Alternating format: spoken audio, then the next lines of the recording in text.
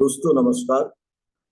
पिछली बार हम लोगों ने एमील दुर्खाइम के श्रम विभाजन से संबंधित वैचारिकी की शुरुआत की थी और ये तर्क देने की कोशिश की थी कि दुर्खाइम और मार्क्स दोनों का चिंतन कहीं ना कहीं श्रम विभाजन के इस विवेचना के अंतर्गत आसपास आ जाता है और ऑक्यूपेशनल सोशियोलॉजी तथा सोशियोलॉजी ऑफ इकोनॉमिक डेवलपमेंट को समझने में ये बहुत महत्वपूर्ण तरीके से योगदान करता है।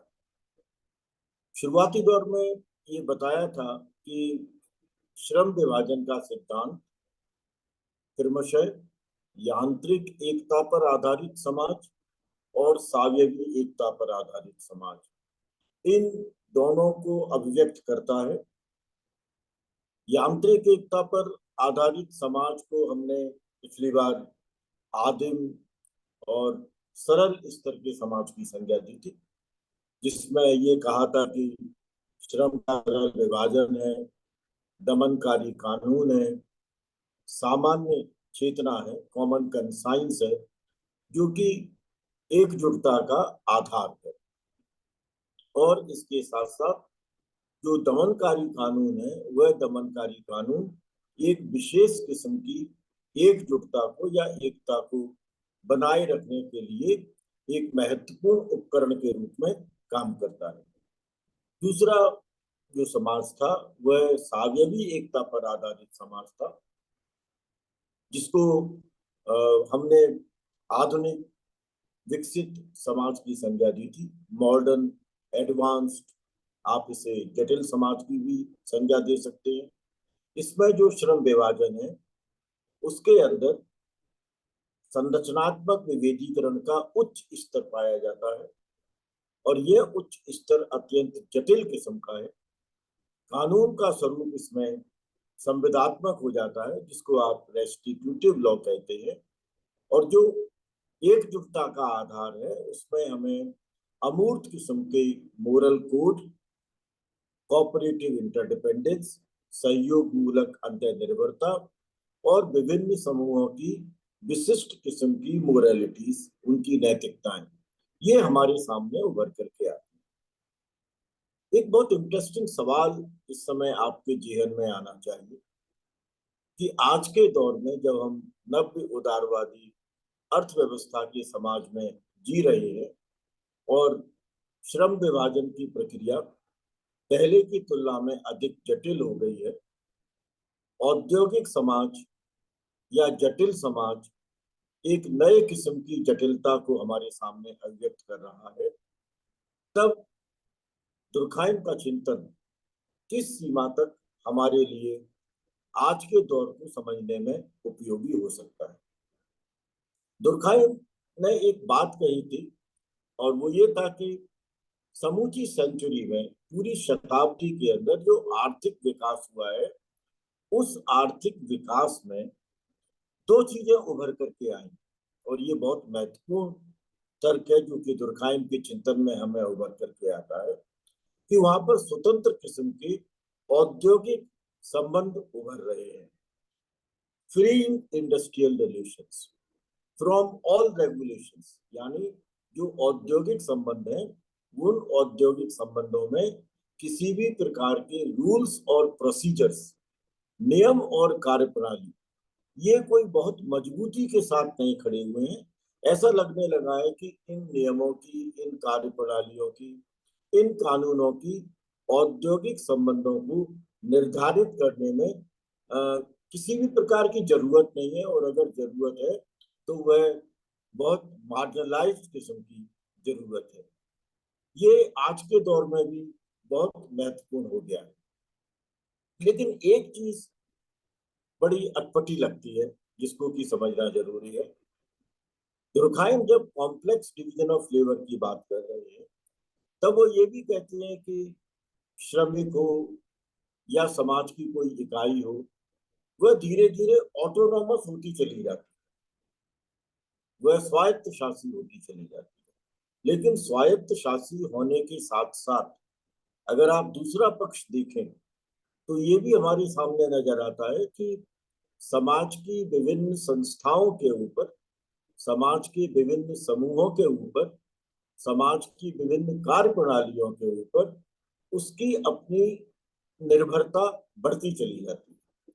तो ये बड़ा कंट्रोडिक्शन है कि एक तरफ तो वह ऑटोनॉमस हो रहा है और दूसरी तरफ समाज के विभिन्न अवयवों के ऊपर उसकी अपनी अंतर्निर्भरता, उसकी अपनी निर्भरता बढ़ती चली जा रही है, क्योंकि उन जरूरतों को पूरा करने के लिए उसे समाज की विभिन्न संस्थाओं पर या समाज की विभिन्न संरचनात्मक इकाइयों को कहीं ना कहीं निर्भरता की दृष्टि के साथ देखना होता है। और जब इस प्रकार के संबंध वह निर्मित करता है अपनी आवश्यकताओं की पूर्ति के लिए, तो कहीं ना कहीं आपको नजर आएगा कि आप संवेदात्मक संदर्भों के उन आवश्यकताओं की पूर्ति के लिए अपने संबंधों को निर्मित करते हैं। एक चीज और, जब मैं दुर्खाइम को पढ़ रहा था तो एक बात बड़ी इंटरेस्टिंग नजर आती है और उसको हमें कहीं ना कहीं रेखांकित करने की जरूरत है कि दुर्खाइम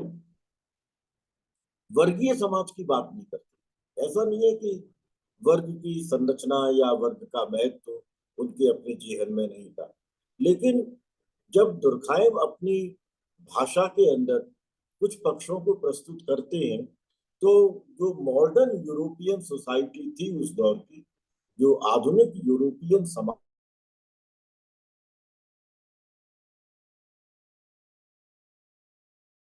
वहां पर वहां पर वर्गीय ढांचे हमारे सामने नजर आते हैं। मार्क्स हमेशा वर्गीय संरचनाओं की बात करते हैं, लेकिन वहीं दूसरी ओर दुर्खाइम जब बात कर रहे हैं इंडस्ट्रियल सोसाइटी की और एडवांस इंडस्ट्रियल सोसाइटी की, तो वहां पर वर्ग नहीं है, वहां पर एम्प्लॉयर और एम्प्लॉय के रूप में वे संबंधों की चर्चा करते हैं, एंटरप्रेन्योरशिप की चर्चा करते हैं। ये एक भाषा का जो अंतर है वह हमें देखने को मिलता है।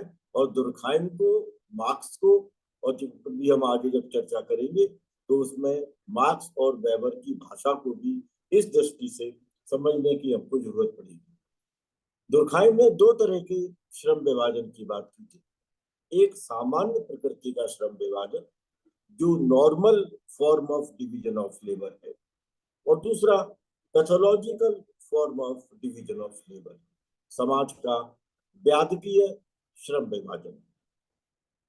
जो सामान्य श्रम विभाजन नॉर्मल, उसमें अगर आप देखें दोनों ही प्रकार की स्थितियों के अंदर ये नॉर्मल डिवीजन ऑफ लेबर यांत्रिक समाज की बहुत महत्वपूर्ण विशेषता थी। इसलिए महत्वपूर्ण विशेषता थी क्योंकि आवश्यकताओं की पूर्ति के साधन भी सीमित थे और आवश्यकताएं भी सीमित थी। जो जनसंख्या का आयतन था, जनसंख्या का घनत्व था, उसकी दृष्टि से भी समाज सरल थे। तो एक दूसरे के साथ वो अपनी आवश्यकताओं को पूरा करने के लिए अंतर संबंधों की रचना करते थे। इसका मतलब ये हुआ कि right man for right job एक दृष्टि से वहां पर मौजूद था, उपयुक्त व्यक्ति के लिए उपयुक्त कार्य। अब वो उपयुक्त क्या था, ये प्राचीन समाज के अंदर और सरल समाज के अंदर हम बहुत आसानी से तलाश सकते हैं। एक दूसरा पार्ट ये भी था कि प्रत्येक व्यक्ति अपने आप में विशेषज्ञ तो नहीं था।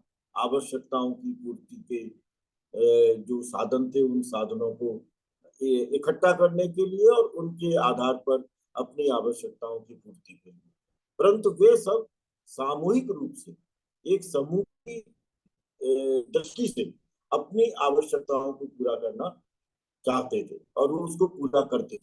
और इसलिए सामूहिकता का एक नया संदर्भ जो आज हमारे सामने मौजूद नहीं है, वह हमें उन सरल समाजों के अंदर देखने को मिलता था। एक बहुत सरल सा उदाहरण आप इसमें दे सकते हैं। गांव यांत्रिक एकता का उदाहरण था।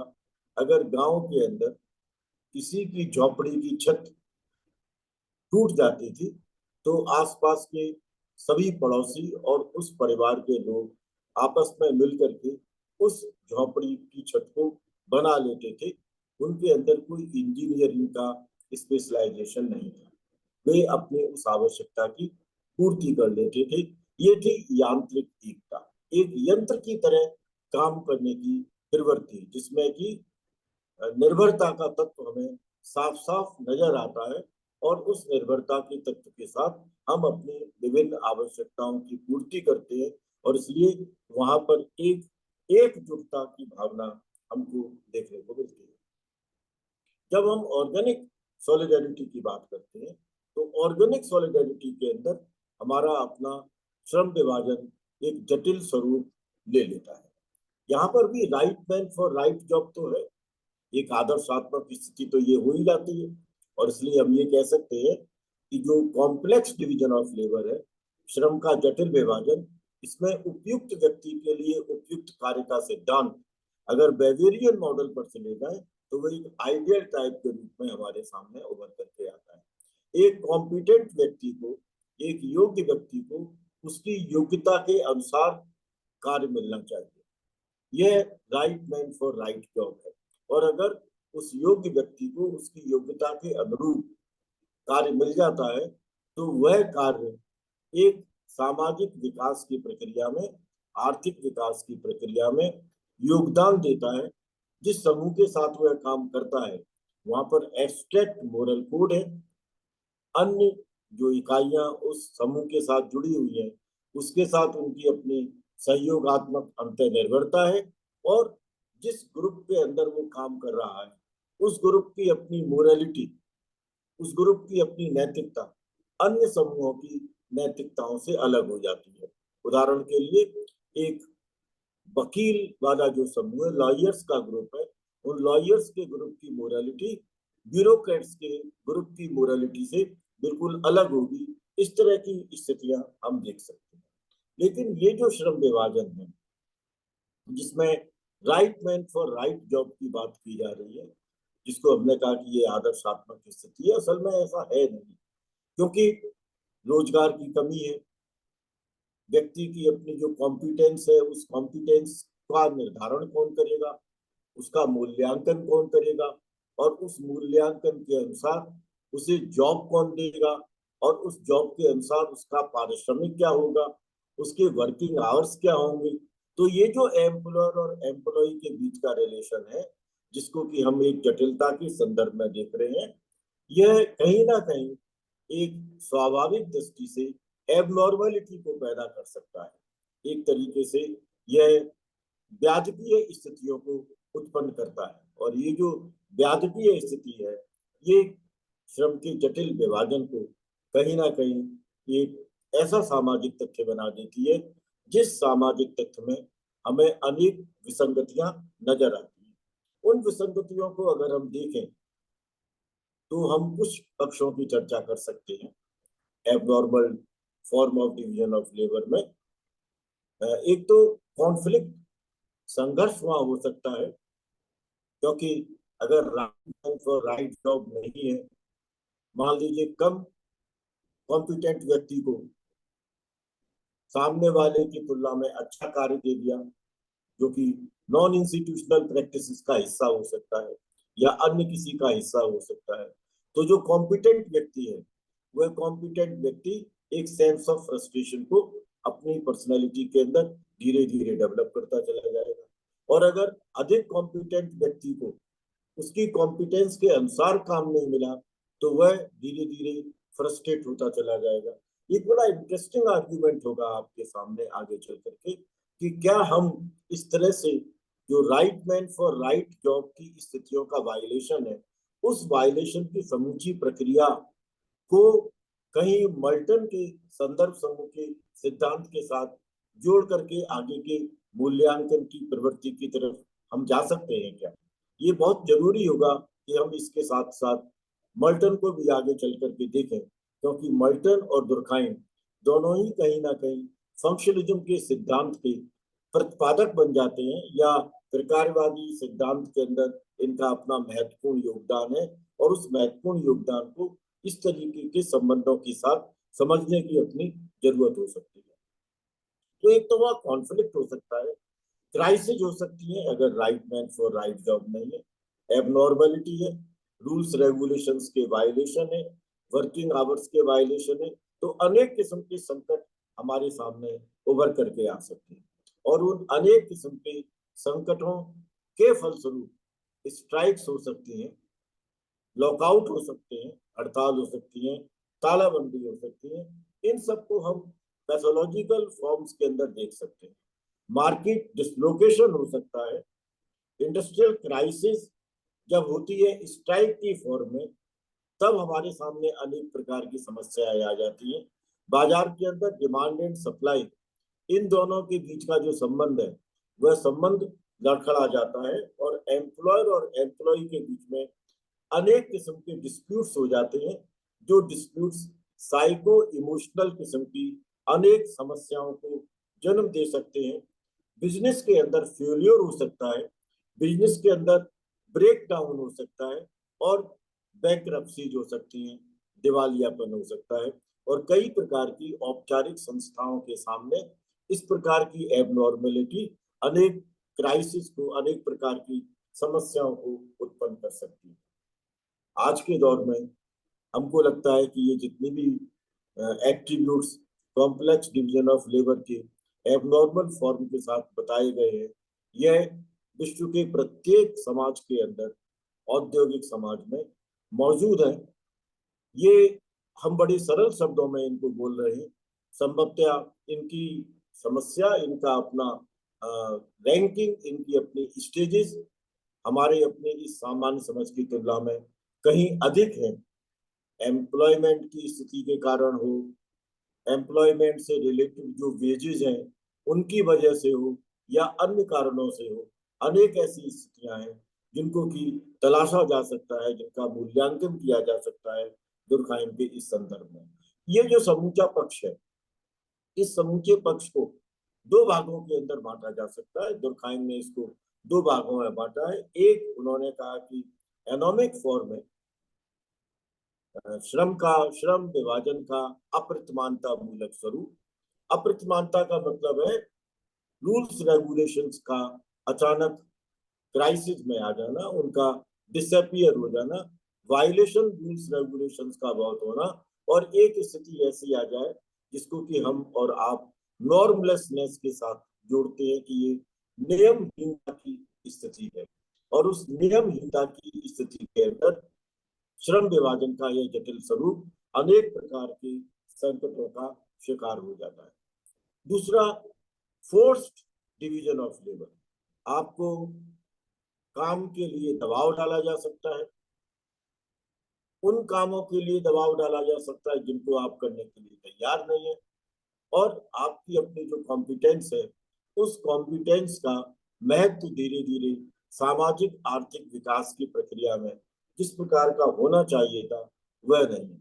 ये जो फोर्स डिवीजन ऑफ लेबर है और एनोमिक डिवीजन ऑफ लेबर है, इन दोनों प्रणालियों को कार्ल मार्क्स की एलियनेशन के साथ आप जोड़ करके देख सकते हैं।